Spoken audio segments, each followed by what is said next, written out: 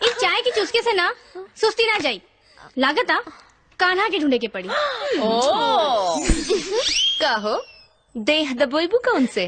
अरे देह का कान्हा इतना बौराहा बाड़े कि कहला पे मुड़ी में ठंडा तेलो लगा दी है।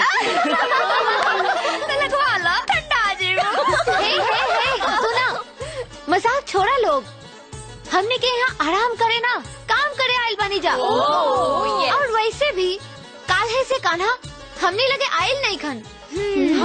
लागता कंपटीशन में हार गई बाड़े, वही से नाराज बाड़े। अगर ऐसन बात बा तो उनका नाराजगी हम 1 मिनट में छुमंतर कर दे।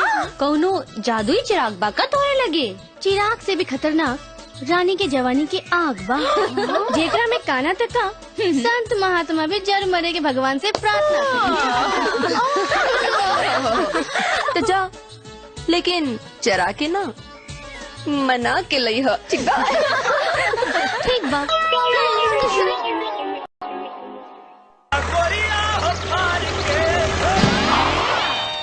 का हो ढेर हीरो बनता रहा? हाँ तो ही लोग के संगत के असर बा मैडम। आज तोहरा ही असर के हम बेअसर कर दे। अच्छा करा।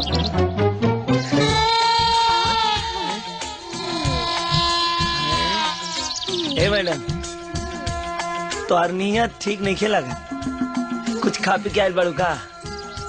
अबे तक कुछ नहीं की खैले। बाकी आज तोहरा केक खा जाए। पहले ये बतावा हमने से नाराज काहे बाड़ा? अब के कहता कि नाराज बानी? अब हम नाराज नहीं की। नाराज नहीं खा तो हमने से मिले काहे ना आइला? और तू कहाँ जात बड़ा? काल केला लदवैनी ना, ओकरे के मंडी पहुँचावे जाता नहीं।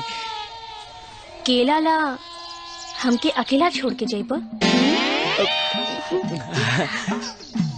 मजबूरी बा मैडम, यही से गई जरूरी बा। हाँ, एकर मतलब तू हमरा से नाराज बड़ा? ना, हम नाराज नहीं की, हम नाराज नहीं किया। हमरा विश्वास तबे हुई जब हमार करे जो चुम्मा लेके जाइबा। मैडम, हमरा के माफ कर दा, तोरा चुम्मा के चक्कर में पड़ा तो हमारी जिंदगी घन घन चक्कर। अच्छा,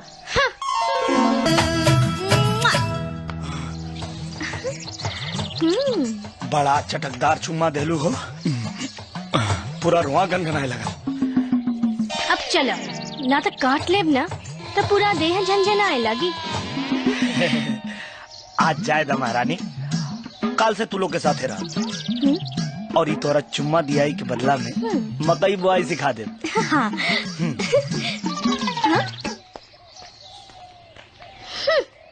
पिया जाके पलटनिया में भइल भारती हो, जो तवैया बिना खेतवा परल बपरती हो, जो तवैया बिना खेतवा। मैडम लोग, बोला। एक चाप जोताई हो गई। अब करे के ई बा का? है दिलरुबा, एक काम करा, जल्दी से बिया लेके आवा। लेके आवा तानी, जल्दी आवा, तनी बढ़ाए के लिए आवा भाई। अब एक चास जोताई हो गई है, अब तो हम लोग हाउ हाथ में बिया ले ला और आगे आगे ट्रैक्टर चली, अब पीछे पीछे तो हम लोग बुआई करिए। ठीक है। ठीक है? हाँ ठीक बा। ठीक, लेकिन कितना कितना दूर पर गिरावे के बा? कितना दूर पर गिरावे के बा? कृषि विज्ञान पढ़ ले हो कि कलम चबैले हो?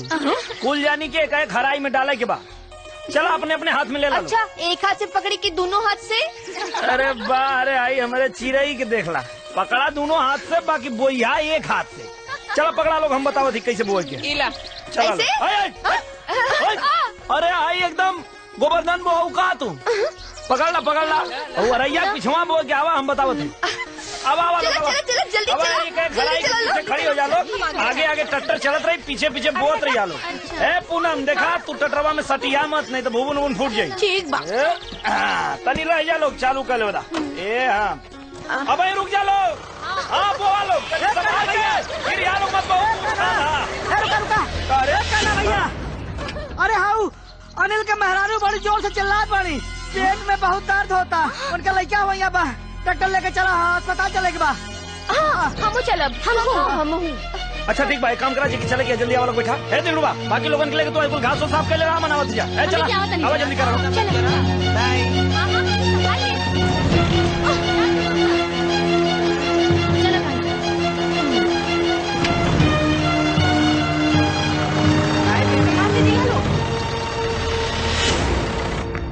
चला चला बेटी ध्यान से चिंता मत करी सब ठीक हो जाएगा संभाल के। डॉक्टर साहब हाँ बिटिया का दर्द के मारे बुरा हाल होता।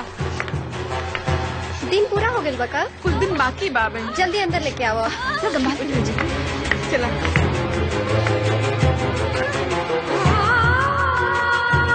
ध्यान से बेटी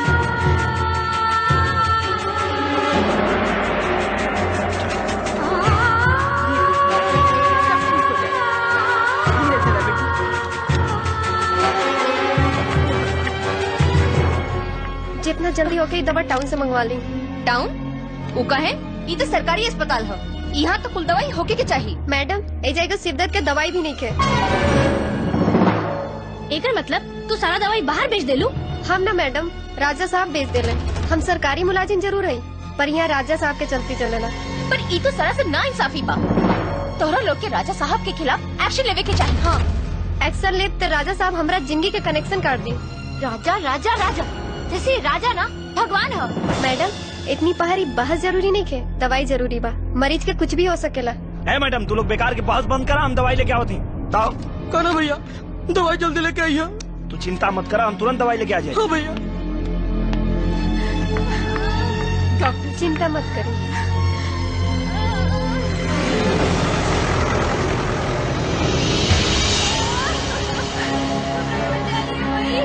डॉक्टर साहब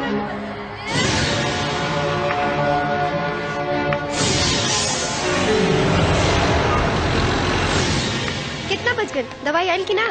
मैडम बस कहना भैया आओ तो हुई अब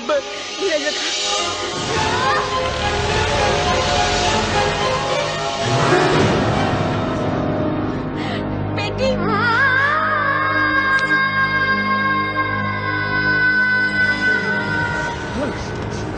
है आ गई दवाई ले जल्दी बता जा। कहना भैया सब कहानी खत्म हो गई। अनीता हमके छोड़ के चल गई।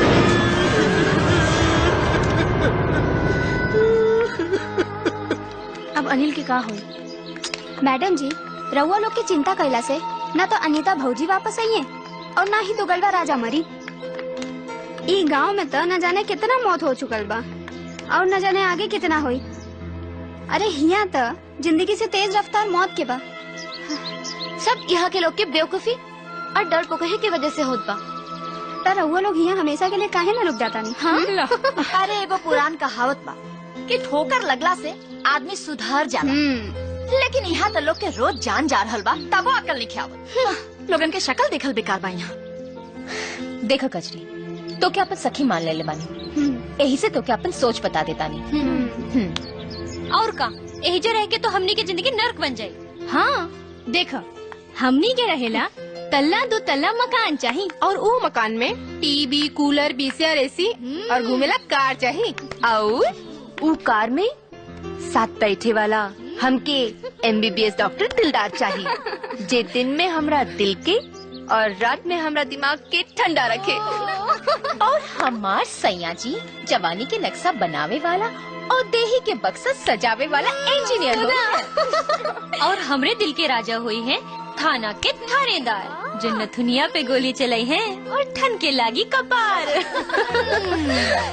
ना चाहे सिपाही ना चाहे थानेदार फौजी बलमुआ बनी है हमार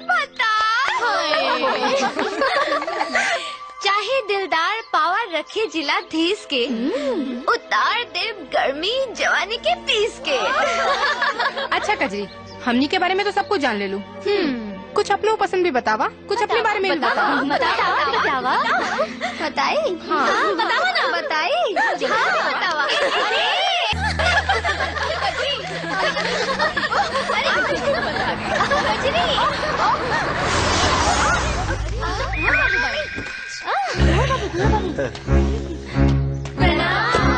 प्रणाम प्रणाम प्रणाम। मैडम जी आप लोग। अरे कुंवर बाबू कहाँ जाता रहा? हम बस अपन खेती बाड़ी देखे आला ली। फिर तो हमने भी तोहरा साथ है चले। हाँ वह रास्ता पूरा देख ही में बा। का सोचे लगली? चली ना। अरे रे ना ना ना ना नेकी काम और पूछ पूछ बताई भला काम में देर कैसे। चली चली ना आई आई आई बैठे कजरी अरे ई का बाड़ी तू घरे जा, हमने क्या बतानी जा। ठीक बा। हाँ आई आई आई आई संभाल के जाइए। आई आई आप चला बाय कजरी। चला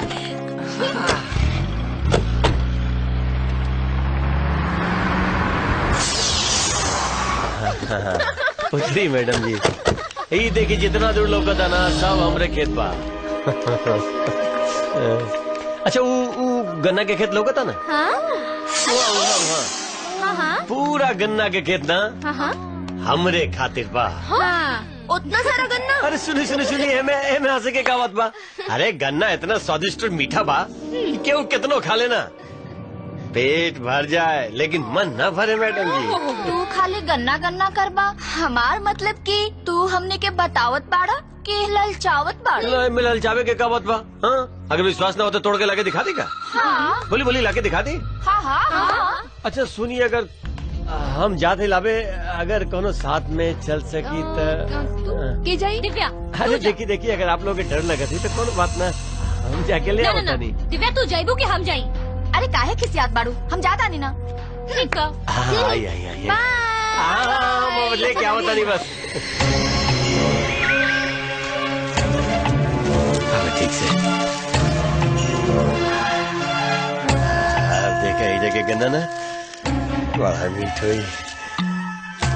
हमके तोड़े के ढंग नहीं खे। तो हम बानी ना हम सिखा देते गन्ना कैसे तोड़ल जाला। एक काम करो का पकड़ के खींचला। अरे रे रे रे वैसे ना रे मुचक चाहिए। तो आप कैसे खींची? ना रुका रुका ना हम मदद करता नहीं ना ऐसे करके ऐसे। लगता कि आज हमार चाहत के तमन्ना पूरा हो जाए। अरे रुका देखा हम नीचे बनी तो ऊपर ऐसे हमरा अच्छा लगा था तारा खराब लेकिन जब हम ऊपर आ जाए और तू अपन कपड़ा उतार के नीचे तारो अच्छा लगे बहुत मजा आई हो। अरे सुनो ना अरे बात कपड़ा तो अब तो हार उतरी। चल खाने बहुत कपड़ा उतरवावे के शौक तो के। चला कपड़ा उतारा। उतार जल्दी उतार। अबे उतार साले। अबे उतार। उतर के कि न उतार जल्दी।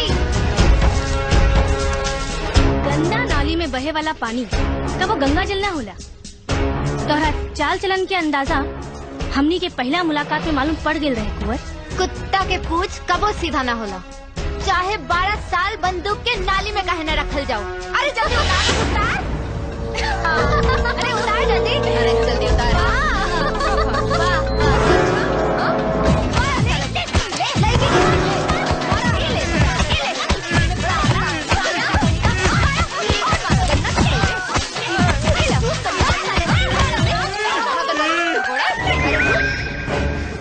याद रखिए तू लोग हमरा से दुश्मनी करके तू लोग अपन जिंदगी दांव पर लगा दे बाड़ू।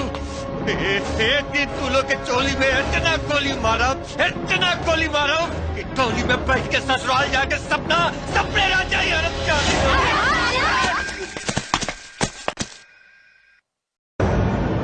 कुंवर अखाड़ा से कुश्ती लड़के होता रखा तो और कपड़ा कहाँ बा? का बोल का बात बा बोल बात का बात कहाँ जाता रहा? मेरा नंगा न चला जाके मारा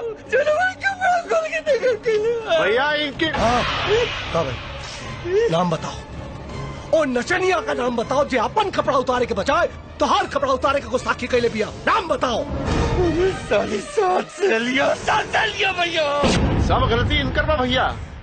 दीवाना होगा नहीं ओकनी के दिल पर चढ़ के दर गली सन्ना बजती के धारा।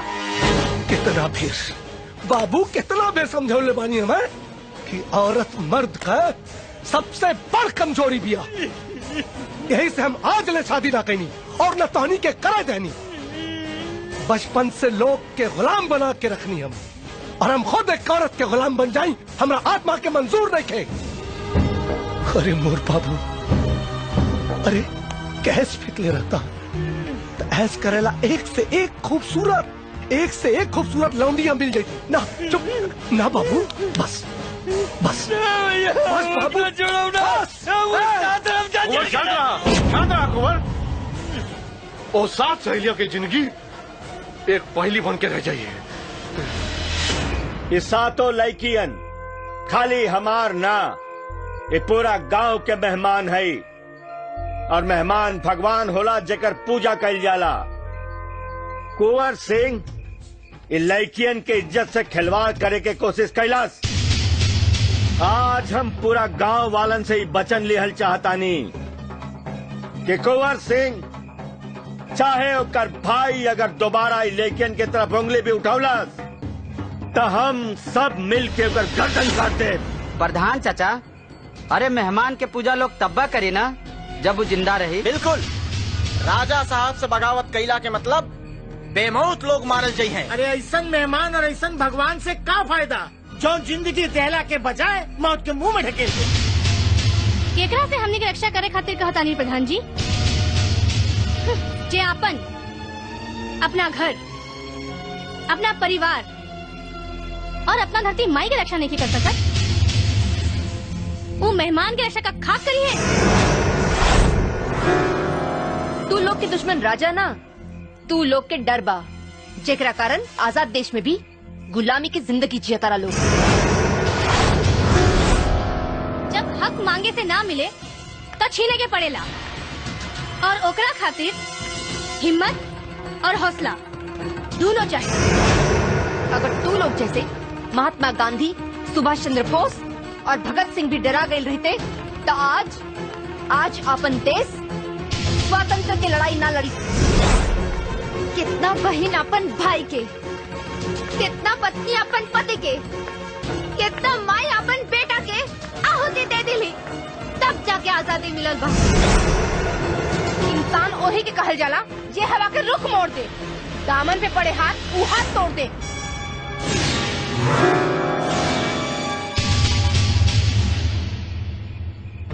भैंस के आगे बीन बजौला से कोनो फायदा नहीं है मैडम लोग।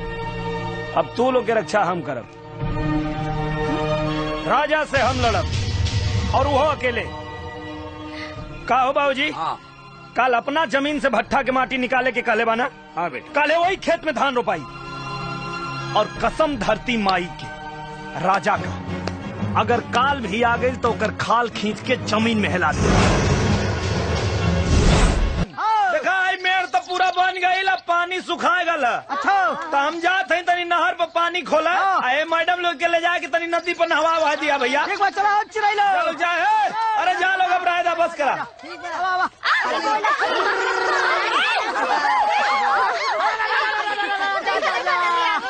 के चलिए।